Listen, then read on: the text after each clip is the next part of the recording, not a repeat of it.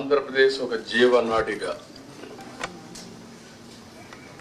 పోలవరం ఆంధ్రప్రదేశ్ రాష్ట్రానికి ఒక వరంగా భావించి ఆ రోజు మనం శ్రద్ధ పెట్టాం. ఈ ప్రాజెక్ట్ వల్ల ఇది పూర్తి చేసుకుని నదుల అనుసంధానం చేసుకోగలిగితే ఈ రాష్ట్రానికి కరువు అనే మాట లేకుండా చేయొచ్చనే విధంగా మనం ఆలోచించి ప్రాజెక్ట్ ముందు తీసుకుపోయాం. ఆ రోజు కూడా చాలా దూరదృష్టితో నాకుండే అనుభవంతో ఎన్నికలైనాయి 2014లో. ఇక్కడ తెలుగుదేశం పార్టీ గెలిచింది, బీజేపీ తెలుగుదేశం పొత్తున్నాం. ఢిల్లీలో ఎన్డీఏ వచ్చింది. నేను మొట్టమొదటిసారిగా రిక్వెస్ట్ చేసింది, ఎందుకంటే నేను విజువలైజ్ చేశాను కాబట్టి 7 మండలాలు తెలంగాణలో ఉన్నాయి, కరువుకి ముంపు గురయ్యే మండలాలు. ఆ 7 మండలాలు కానీ మనకి ఇవ్వకపోతే 2 రాష్ట్రాలు జూన్ 2వ తారీఖు నోటిఫై అవుతాయి. నోటిఫై అయిన తర్వాత మళ్ళీ అసెంబ్లీ పోయి ఆ రాష్ట్రాలు ఒప్పుకుంటే తప్ప ఇది సాధ్యం కాదు.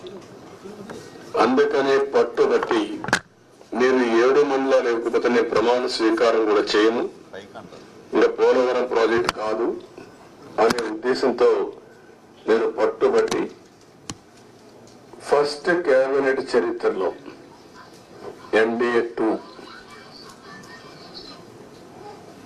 అసెంబ్లీలో మామూలుగా మెంబర్లంతా కూడా ఓట్ తీసుకున్న తర్వాత రెగ్యులర్ బిజినెస్ స్టార్ట్ అవుతుంది. మినిస్టర్స్ ని స్వేరింగ్ ఇన్ చేసి ఎంపీలు ఓట్ తీసుకొని రెగ్యులర్ బిజినెస్ స్టార్ట్ అవుతుంది. అలాంటిది ఆర్డినెన్స్ ద్వారా ప్రెసిడెంట్ ఆఫ్ ఇండియాని కన్విన్స్ చేసి కొత్త ప్రభుత్వం ఆర్డినెన్స్ ఇవ్వాల్సిన అవసరం ఉండదు, ప్రెసిడెంట్ కూడా ఒప్పుకోడు.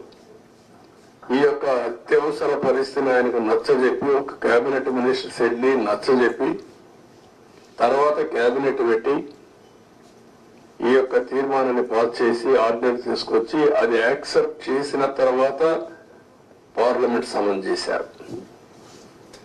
దానివల్ల 7 మండలాలు మనకు వచ్చాయి. ఆ 7 మండలాలు వచ్చాయి కాబట్టి మనం ప్రాజెక్టు కట్టగలిగాం. అప్పటికే ఈ ప్రాజెక్ట్ చాలా, ఒక మాటలో చెప్పాలంటే అనేక సంక్షోభాలు ఎదుర్కొంది.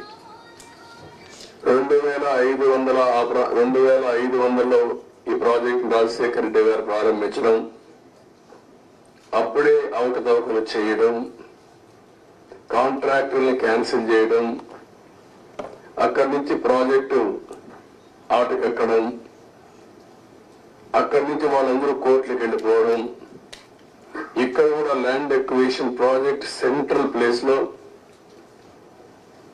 ల్యాండ్ ఎక్విజిషన్ చేయాలంటే వాళ్ళు కోర్టుకు వెళ్ళడం, right main canal left main canal కాలువలు తవ్వాలంటే వాళ్ళు కోర్టులకు వెళ్ళిపోవడం, ఎన్ని లిటిగేషన్లు పెట్టాలో అన్ని లిటిగేషన్లు పెట్టి 2014 కంటే ముందు కిరణ్ కుమార్ రెడ్డి ముఖ్యమంత్రి అయిన తర్వాత టెండర్లు పిలిచాడు. అది కూడా కోర్టుకు పోయి గందరగోళం అయ్యి తర్వాత ఫైనల్ గా అన్ని కోర్టులు వెకేట్ వచ్చింది. ఆ సమయంలో విభజన జరిగిన సమయంలో ఇది నేషనల్ ప్రాజెక్ట్ గా విభజన చట్టంలో పెట్టారు. ఇన్ని నానా అవస్థలు పడి ప్రాజెక్టు ఇప్పుడు కాదు, ఈ ప్రాజెక్టు కన్సీవ్ చేసి చూస్తే 1940లోనే కన్సీవ్ చేశారు బ్రిటిష్ వాళ్ళు. అప్పటి నుంచి ముందుకి వెనక్కి రావడం, అప్పుడు కూడా 300 టీఎంసీ నుంచి 700 టీఎంసీ ఇంకా హైట్ కూడా పెంచి కట్టాలని చెప్పి అనుకున్నారు.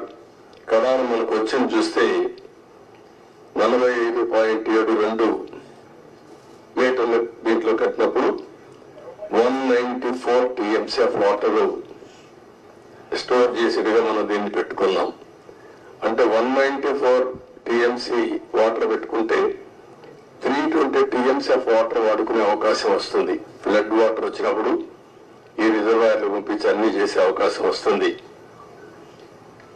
ఈ ప్రాజెక్టు చూస్తే ఉత్తరాంధ్ర గాని ఈ యొక్క ఈస్ట్ వెస్ట్ గోదావరి, కృష్ణా, గుంటూరు, ఒక మాటలో చెప్పాలంటే ఇవన్నీ గారి సక్రమంగా వాడుకుంటే రాయలసీమకు కూడా కరువు ప్రాంతమైన రాయలసీమకి ఇక్కడ గోదావరి నీళ్లు వాడుకొని కృష్ణా వాటర్ వాళ్ళకి ఇచ్చే అవకాశం ఉంటుంది. అవసరమైతే భవిష్యత్తులో అన్ని సహకరిస్తే గోదావరి వాటర్ కూడా రాయలసీమ కూడా తీసుకునే అవకాశం వస్తుంది. ఇది 15 lakh cusecs of water discharge, highest ఇది స్పిల్ వే మీద. 3 గ్యార్జెస్ ఉంది చైనాలో, దానికంటే ఎక్కువ. అది ప్రపంచంలో ఒక పెద్ద సక్సెస్ స్టోరీ. అక్కడ కూడా ఇదే మార్గం రివర్ మార్చారు, అతిపెద్ద ప్రాజెక్టు కట్టారని మనం మాట్లాడుకుంటాం. దానికంటే ఎక్కువ వాటర్ ఈ స్పిల్ వే మీద డిశ్చార్జ్ అవుతుంది. గేట్స్ కూడా చూస్తే 48 number, 16 into 21 meters size, 320 metric tons weight కూడా. ఇవి కూడా ఒక పెద్ద ఛాలెంజ్ కింద బిగ్గెస్ట్ గేట్స్ డిజైన్ చేసి మనం ముందుకు పోయాం. ఇంకొక పక్కన మీరు చూస్తే మేజర్ రివర్ ని డైవర్ట్ చేయడం, రివర్ ని డైవర్ట్ చేసి స్పిల్ వేని తీసుకొచ్చి స్పిల్ ఛానల్లో మనం వదిలిపెడుతున్నాం. ఇంకొక పక్కన 99% వాటర్ ని డిశ్చార్జ్ చేసే అవకాశం ఉంటుంది. ఇలాంటి ప్రాజెక్ట్ అయితే 2014-19కి 72% మనం పూర్తి చేశాం. అయితే నేను డీటెయిల్స్ కి ఈరోజు పోవడం లేదు, మెరిట్స్ మళ్ళీ మాట్లాడతా. కానీ బాధ అంతా ఏంటంటే ఆ డేట్స్ కూడా మీకు మళ్ళీ ఇస్తాను నేను, మీరు కూడా స్టడీ చేయాలి. ఈ రాష్ట్రంలో ప్రతి ఒక్కరు కూడా అర్థం చేసుకోవాల్సిన అవసరం ఉంది. ఒక వ్యక్తి రాజకీయాలకి ఉండదగ్గ వ్యక్తి కాని వ్యక్తి రాజకీయాల్లోకి వచ్చి రాష్ట్రానికి ఒక శాపంగా మారి, ఎందుకు నేను ఈ మాట వాడుతున్నానంటే ఇది ఒక ఉదాహరణ. పోలవరం కేస్ స్టడీ, ఇలాంటి చాలా జరిగాయి. అతిపెద్ద తప్పు కాదు, తప్పు కంటే కూడా ఒక శాపంగా మార్చేశారు ఈ రాష్ట్రానికి. మామూలు కాదు ఇది, క్షమించరాని నేరం కూడా. ఒక చిన్న తప్పు చేసేది అనుకుంటాం, అలాంటి పెద్ద ఇది చేసి డయాఫామ్ వాల్, ఇక్కడుండే ప్రెస్ లో మీరు చాలా మంది ఉంటారు. నేను దగ్గర 30 సార్లు వచ్చే 31సారి ఈ ప్రాజెక్ట్ కి. నా మనసంతా ఈ ప్రాజెక్ట్ మీద ఉంటుంది. అందరికంటే ఎక్కువ బాధపడే వ్యక్తిని నేనే. నా కష్టాన్ని బూడిదలో పోసిన పన్నీరుగా చేశారు. ఎందుకు ఈ మాట వాడుతున్నానంటే, పండగ రోజు కూడా నాగపూర్కి వెళ్ళి,